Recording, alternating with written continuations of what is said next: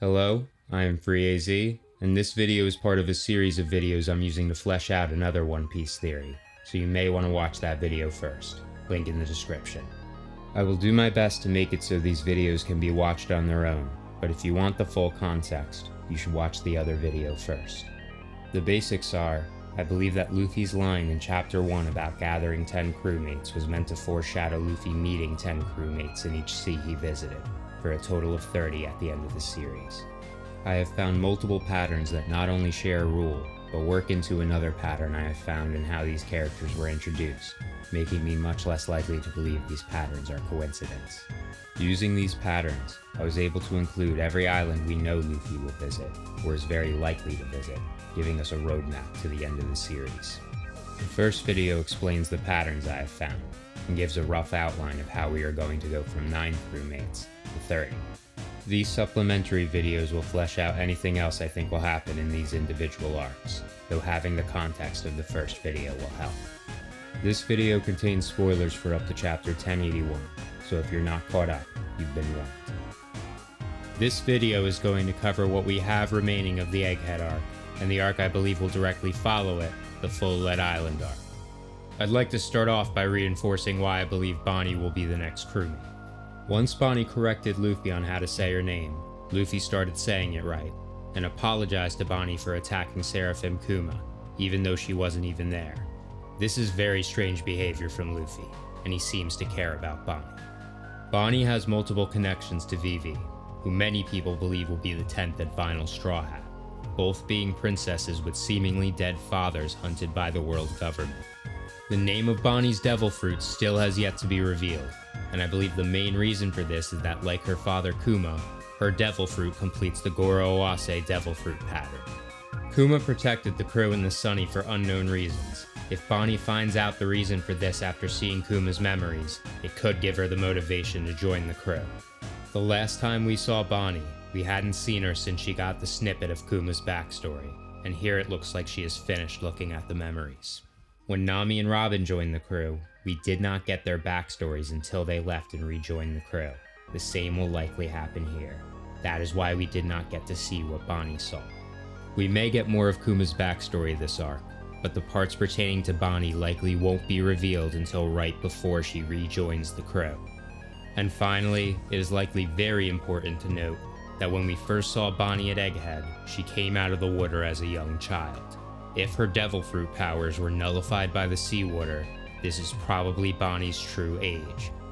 Moving on, the next thing I'd like to talk about is the assassination of Vegapunk. As many people have noted, there are many connections between Sabaody and Egghead, with the obvious connections being Kizaru, Kuma, Sentomaru, Bonnie, and the Seraphim may also be a parallel to the Pacifistas.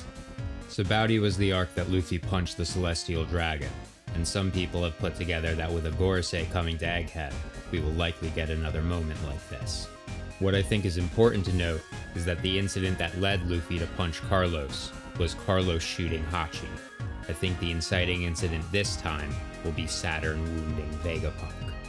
I think it is more likely that Oda ups the stakes from Sabaody and that Saturn kills Vegapunk, but this is One Piece, so he could easily survive. Now Smoker is likely on one of the marine battleships currently headed to Egghead, and this is the event that will finally get Smoker to turn against the world government. Smoker and Tashigi took the children of Punk Hazard to Vegapunk for treatment. Smoker knows he is a good person, and will not be okay with the world government assassinating him. Luffy has said and shown that he is going to do everything he can to save Vegapunk, and Smoker will recognize this, once again siding with Luffy's morals over the government's. He may not join the crew on Egghead, but will definitely be involved in what happens in the next arc, Fullalead Island, because he is part of the fights with the 10 Titanic captains. Speaking of which, one of Blackbeard's ships has been spotted near Egghead. The Blackbeard pirates could be here for many reasons: to hijack Punk records, to get the green blood of Boa's fruit, which Blackbeard said he needed, or to possibly kidnap Bonnie, leading her to leave the crew. Regardless of the reasons, whatever they do will cause Luffy to chase after them, leading to the Fullalead Island arc. In the previous video, I claimed that Kuzan was not the 10th captain, but would rise in Blackbeard's ranks when Kaido, Big Mom, and the rest of the Rocks pirates join. It has now been revealed that Kuzan is the 10th captain, but this does not disprove my theory. In fact, an older version of this theory had Kuzan as the 10th captain. During the return to Wano, another person will join Blackbeard with the other Rocks pirates. Likely another Rocks pirate we haven't met yet, like Ochaku or Silver Axe. Fullalead Island will be where the first fights against the Blackbeard pirates will happen, and where the Straw Hats, now including Bonnie and Smoker, will fight the 10 Titanic captains. Since Bonnie will end up rejoining the crew here, she will likely not get a true fight, like Nami and Robin during Arlong Park and Enies Lobby. Smoker will be the one to fight Kuzan, both Logia-wielding ex-Marines turned pirates. I believe their talk at the end of Punk Hazard was meant to foreshadow this, and their relationship going forward in the story. Now, since I believe the Straw Hats will end up fighting the Blackbeard pirates on multiple occasions, I won't go into the matchups too much, because I believe they will change between arcs. At some point, the Straw Hats will fight their direct counterparts on the Blackbeard pirates, but it may not be on this island. What I am fairly confident will happen this arc is that most of the fights will end up in defeat for the Straw Hats. In Thriller Bark, Gecko Moria taunts Luffy that he isn't fit for the new world, and that he would lose his crew like Moria lost his crew to Kaido. Right now, Moria is on Fullalead, and I believe his speech was meant to foreshadow this arc, where Luffy's crew will be defeated by Blackbeards. For those who don't know, the Japanese name of Fullalead Island is Hachinosu, which translates to beehive, Japanese slang for riddling someone with bullet holes, hence the English name, Fullalead. It makes the most sense to me that this is the island where Luffy has a big loss. Which leads me to an infamous Oda quote, about a pirate with an eye patch that he's been saving for the end of the story. In one para, a series of leaflets released as a tie-in with multiple One Piece books in 2007, Oda said this: "So what is a pirate? If you ask somebody with artistic talents to draw a pirate, you will normally get a sketch that looks like this or this. Indeed, a pirate, very easy to understand, but if you take off the eye patch, there's a big difference to one with and one without. The one without looks like a normal middle-aged man. So then, that means eye patch equals pirate. It's just like Afro equals champion type of thing. So have you noticed yet? Well, you probably haven't. That in One Piece, there has not been one single pirate with an eye patch. Yes, I know, who cares, right? But this is my secret behind-the-scenes policy. It's not like every pirate has an eye patch, right? You can totally draw pirates without an eye patch. And with that thought in mind, it all began. The story of a normal-looking boy's pirate story. I thought, if there's an image in everyone's head about what a pirate is, then I thought I would draw about the process of a boy getting there. But it's not like I dislike eye patches, so in the final scenes of One Piece, there is one pirate who appears with an eye patch. I'm itching to draw this character. I think Oda's talk about the process of a boy getting there is hinting that Oda has been building the story towards Luffy losing his eye and becoming that image in everyone's head about what a pirate is. He even left a picture of Luffy with an eye patch right next to this quote.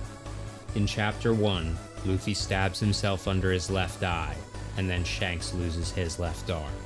Later, we learn the scar over Shanks' left eye was given to him by Blackbeard. That, along with many other allusions to missing left eyes throughout the series, leads me to believe that Blackbeard will end up taking Luffy's left eye. Oda saying that he's been itching to draw this character doesn't mean he hasn't been drawing him this entire time. In fact, it could be a playoff of it. This may happen during a Blackbeard fight later in the series, but with the meaning of the name Fullalead Island, I think it is more likely to happen here. Now, while I believe most of the Straw Hats will lose their fights on Fullalead, I believe Zoro will fight Shiryu and win. Zoro swore that he would never lose until he fought Mihawk again, and I don't think he will lose to another swordsman until then. Once Zoro beats Mihawk, Shiryu will feel like a downgrade anyway, so this lets Zoro prove his dominance against Blackbeard's best swordsman in their first fights, while having a more impressive fight later on.